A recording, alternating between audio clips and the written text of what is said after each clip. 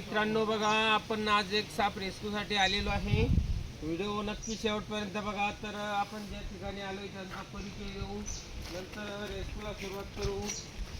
कोण आहे मालक? दादा नाव काय आपलं? बघा, हे दादा आहे संदीप दादा आहे. गाव कोणतं? शिवरे माळेची वस्ती. तर बघू त्यांची जी लाईटची पेटी आहे, लाईटच्या पेटीमध्ये सकाळी सकाळी एक साप दिसला. त्यांना चालू करत असताना खूप मोठा आनंद टळलेला आहे. तर आपण बघू कोणता साप आहे. संपूर्ण व्हिडिओ तुम्हाला त्या सापाबद्दल दिली जाईल. व्हिडिओ नक्की शेवटपर्यंत बघा. बघा, सध्या पावसाळा चालू आहे. निवाऱ्यासाठी साप आपल्या जवळ घराच्या आसपास येऊ शकतात. तर बघू, आपण या पेटीमधील साप काढण्याचा प्रयत्न करू.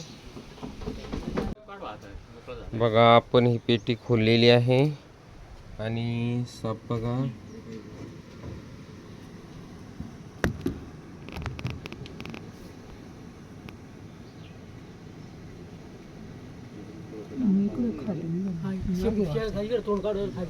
तर बघू, आपण सुरक्षितता वापरून काढण्याचा प्रयत्न करू.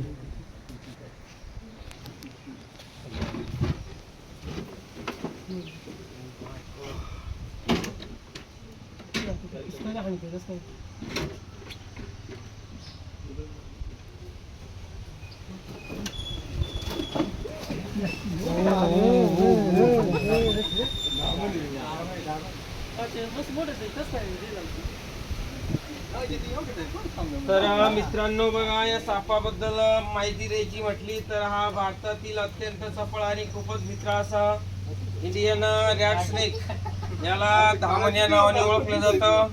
काही ठिकाणी घोडापछड या नावाने सुद्धा ओळखलं जातं. या सापाची लांबी जवळजवळ 11 फुटापर्यंत वाढू शकते. तर या सापाचं आवडीचं खाद्य उंदीर, बेडूक किंवा पाली पक्षी, छोटे छोटे पक्षी असं आहे. हा जो साप आहे उन्हाळ्यामध्ये प्रजनन करतो आणि पिल्लं न घालता अंडे देतो. अंड्यानंतर 2.5-3 महिन्यातून पिल्लं जन्माला येत असतात. तर बघा, खूप मोठा अनर्थ टळलेला आहे, कारण ते घाबरून या पेटीजवळ गेलेच नसते. म्हणून मला तातडीने बोलवलं. आपण बघा, खोलल्यानंतर त्यामध्ये ते फोनवरच म्हणत होते की नाग आहे, पण बघा त्यांची भीती दूर झाली. का नाग नसून हा धामण जातीचा साप आहे. तर सध्या पावसाळा आहे. निवाऱ्यासाठी साप हे आपल्या घराच्या आसपास येऊ शकता. तिथं पाणी लागणार नाही अशा ठिकाणी येऊन बसतात. तर बघा, या सापाला आपण योग्य अशी काळजी घेऊन पेटीमधून बाहेर काढलेला आहे. लाईट चालू होती. Oh my God.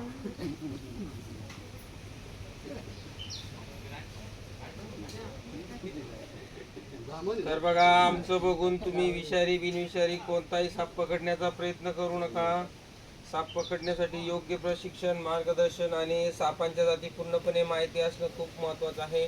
तर काही वेळा जर आपण निसर्गाच्या दिशेने जाऊन सापाला रिलीज करणार आहे, तोपर्यंत माझ्या व्हिडिओला एकदा लाईक, मित्रांसोबत शेअर आणि सबस्क्राईब करायला विसरू नका. धन्यवाद. वाचवल्यानंतर निसर्गामध्ये सोडताना खूप आनंद होतो. प्लीज लाईक, शेअर आणि सबस्क्राईबर.